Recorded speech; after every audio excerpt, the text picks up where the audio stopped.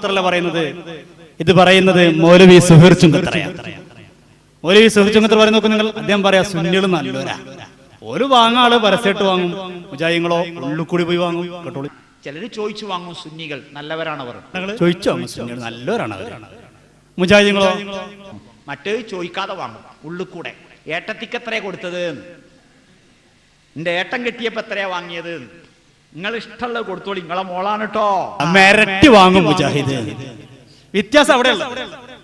സുന്നികള് മാന്യമായി വാങ്ങും, മുജാഹിദ് മെരട്ടി വാങ്ങും.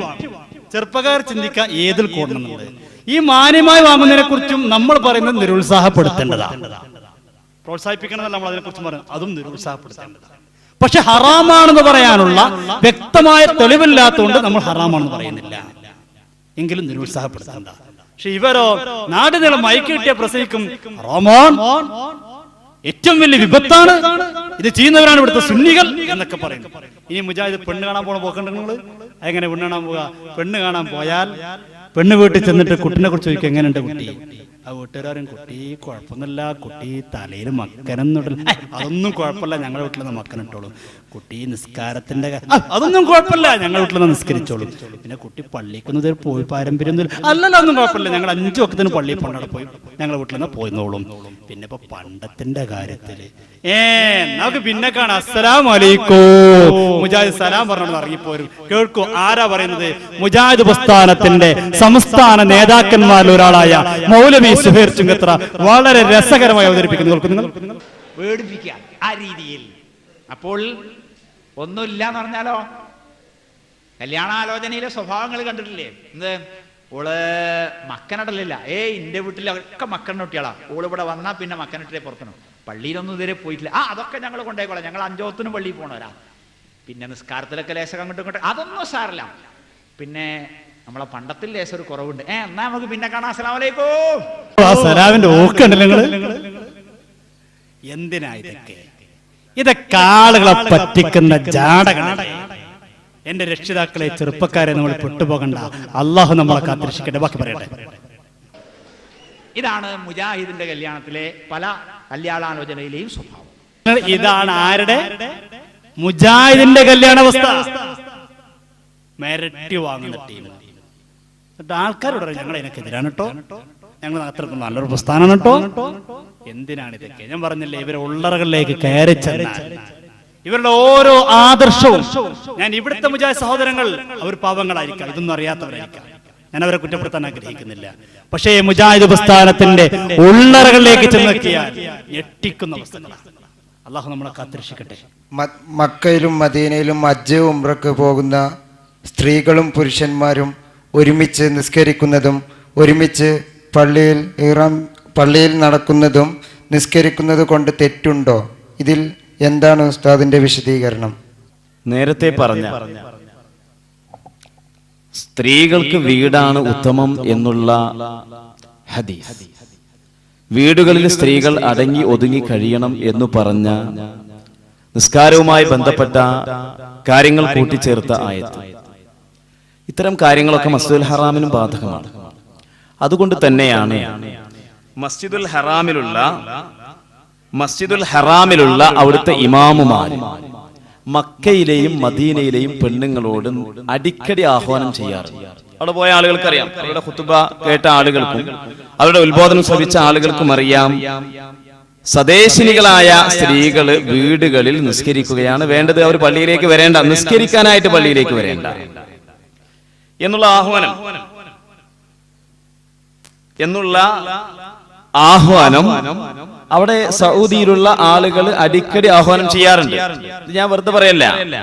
ഇനി ഞാൻ നേരത്തെ വായിച്ച ഈ മുജാഹിദിന്റെ പുസ്തകത്തിൽ തന്നെ ആ കാര്യം പറയുന്നുണ്ട്. സ്ത്രീകൾക്ക് പള്ളി പ്രവേശം ഉത്തമമോ, സ്ത്രീകളെ ജുമുഅ ജമാഅത്തുകളിൽ പങ്കെടുക്കാൻ മുജാഹിദ് പ്രസ്ഥാനം പ്രോത്സാഹിപ്പിക്കും, അതൊരു പ്രധാന സുന്നത്താണെന്ന് പറയുകയും ചെയ്യും. അതിന്റെ പേരിൽ സ്ത്രീകൾ പള്ളിയിൽ പോകുന്നത് ഹറാമാണെന്ന് പറയുന്ന സമസ്തക്കാരുമായി നാം പോരാടും. സ്ത്രീകൾക്ക് പള്ളിയേക്കാൾ വീടാണ് ഉത്തമമെന്ന് വാദിക്കാറുള്ള സംസ്ഥാന സുന്നികളെയും നാം നേരിടുന്നു. എന്നാൽ സംസ്ഥാനക്കാരുടെ വാദം തന്നെയാണ് ഗൾഫിലെ സലഫികളുടെയും വാദം എന്ന വസ്തുത രസകരമാണ്. ഇപ്പൊ ഗൾഫിലുള്ള സലഫികൾ വരെ പെണ്ണുങ്ങൾ പള്ളിയിലേക്ക് വരേണ്ടതില്ല എന്ന വാദക്കാരാണ്. പിന്നെ മുസാഫിറുകളായ സ്ത്രീകൾ, യാത്രക്കാരികളായ സ്ത്രീകൾ, വിദേശ രാഷ്ട്രങ്ങളിൽ നിന്ന് ഹജ്ജ് ഉംറ പോലത്തെ കർമ്മങ്ങൾക്ക് വേണ്ടി മസ്ജിദുൽ ഹറാമിൽ വന്നെത്തിയ സ്ത്രീകൾ, അവർ തവാഫ് ചെയ്യുമ്പോൾ അവർക്ക് തവാഫ് ചെയ്യുക എന്നുള്ളത് വീട്ടിൽ വെച്ചുകൊണ്ട് നിർവഹിക്കാൻ പറ്റുന്ന ഒരു അമലല്ല. നിസ്കാരം പോലെയല്ല. നിസ്കാരം എന്ന് പറയുന്നത് വീട്ടിൽ വെച്ചുകൊണ്ട് നിർവഹിക്കുവാൻ പറ്റുന്ന അമലും വീട്ടിൽ വെച്ചുകൊണ്ട് നിർവഹിക്കുവാൻ വേണ്ടി പുണ്യ നബി കൽപ്പിച്ചതുമായ ഒരു അമല. എന്നാൽ അതുപോലെയല്ല തവാഫ് എന്ന് പറയുന്നത്. മറ്റു ഹജ്ജിന്റെ കർമ്മങ്ങളും അതുപോലെയല്ല, സഅയ് എന്ന് പറയുന്നു. അപ്പൊ സഅയ്, തവാഫ് പോലുള്ള കർമ്മങ്ങൾ ചെയ്യുന്നതിനിടയിൽ അവിടെ ഇഖാമത്ത് കൊടുത്തു. അതൊരു പ്രത്യേക മസലയാണ്, ഒരു സന്നിഗ്ധമായ ഒരു ഘട്ടമാണ്. ആ സമയത്ത് പലപ്പോഴും അവിടെ അനുഭവസ്ഥർ പറയാറുണ്ട്, ഇഖാമത്ത് കൊടുക്കുന്ന സമയത്ത് സ്ത്രീകൾ അവർക്ക് തിരിച്ചു പോരുക എന്നുള്ളതായിരിക്കും ഏറ്റവും വലിയ അപകടം. കാരണം ഭയങ്കര തിരക്കനുഭവം. അങ്ങനെയുള്ള ഒരു പ്രത്യേകമായ ഘട്ടത്തിൽ അവിടെ സ്ത്രീകൾ നിസ്കരിക്കുക എന്നുള്ളത് ഈ പറഞ്ഞ പൊതു നിയമത്തിൽ നിന്നുള്ളൊരു ഇളവാണ്. പൊതുവെ സ്ത്രീകൾക്ക് പറഞ്ഞ നിയമത്തിൽ നിന്നൊരു ഇളവാണ്. അതുകൊണ്ടാണ് മസ്ജിദുൽ ഹറാമിലുള്ള ഇമാമുമാർ നാട്ടിലുള്ള പെണ്ണുങ്ങളോട് വീട്ടിൽ വെച്ച് നിസ്കരിക്കുവാനും വിദേശികളായ പെണ്ണുങ്ങളോടൊന്നും പറയാത്തത്. അവരവിടെ തന്നെ നിസ്കരിക്കുകയാണെങ്കിൽ അവരൊന്നും അതിനെ എതിർക്കാൻ പോകാറില്ല. അതിന് കാരണം അവർ മുസാഫിരിങ്ങളായ യാത്രക്കാരികളായ, പ്രത്യേകിച്ച് വീടോ അല്ലെങ്കിൽ സ്ഥിരതാമസമോ ഇല്ലാതെ താൽക്കാലികമായി വന്നെത്തിയ, തവാഫിന് മറ്റുമായി വന്നെത്തിയതായിരിക്കുന്ന സ്ത്രീകളാണ്. ആ സ്ത്രീക്ക് അവർ അവിടെ നിസ്കരിക്കുക എന്നുള്ളത് നേരത്തെ പറഞ്ഞ പൊതു നിയമത്തോട് ബന്ധപ്പെട്ടതല്ല എന്നാണ് നമ്മൾക്ക് മനസ്സിലാക്കാൻ സാധിക്കുന്നത്. ഞാനൊരൊറ്റ ഉദാഹരണം കൂടി പറയാം.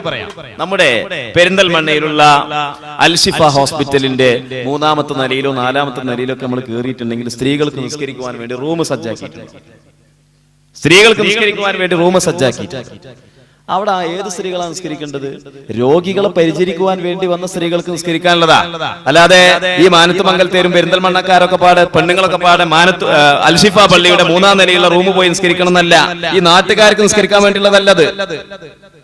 അത് പ്രത്യേകമായ ഒരു ഘട്ടത്തിൽ രോഗികളെ പരിചരിക്കുവാൻ വേണ്ടി നിൽക്കുന്നതായ പെണ്ണുങ്ങൾക്ക് നിസ്കാരം ഖളാ ആകാതിരിക്കുവാൻ വേണ്ടി സജ്ജമാക്കിയതായിരിക്കുന്ന ഒരു റൂം, താൽക്കാലികമായ ഒരു സംരംഭമാണ്.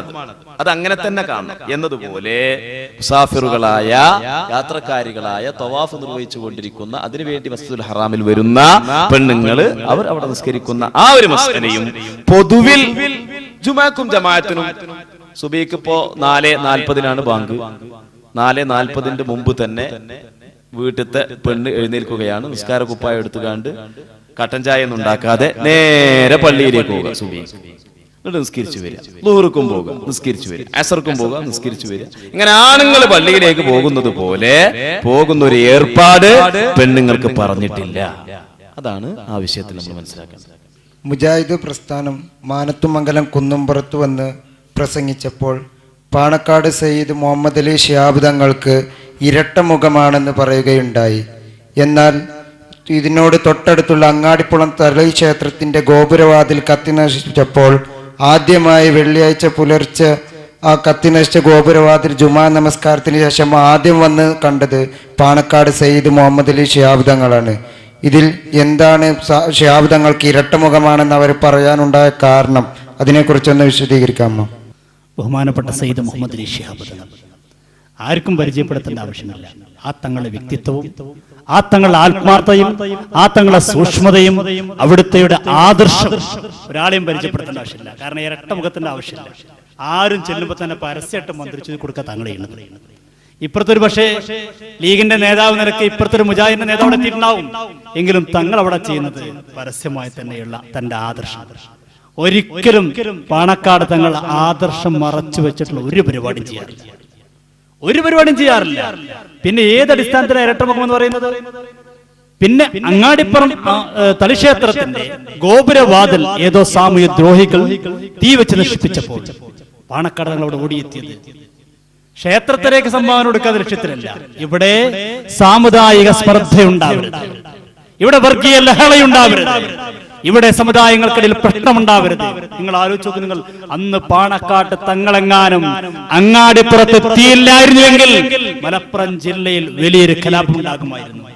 അത് പിന്നീട് കേരളത്തിലുടനീളം ഉണ്ടാകുമായിരുന്നു. ഇതായിരുന്നു പാണക്കാട് തങ്ങളുടെ നിലപാട്. പാണക്കാട് തങ്ങൾ ഒരിക്കൽ പോലും എന്റെ പ്രിയപ്പെട്ടവരെ ഇരട്ടവും കാണിച്ചിട്ടില്ലെന്ന് മാത്രമല്ല, ആദർശം ഒരാളെ മുമ്പിൽ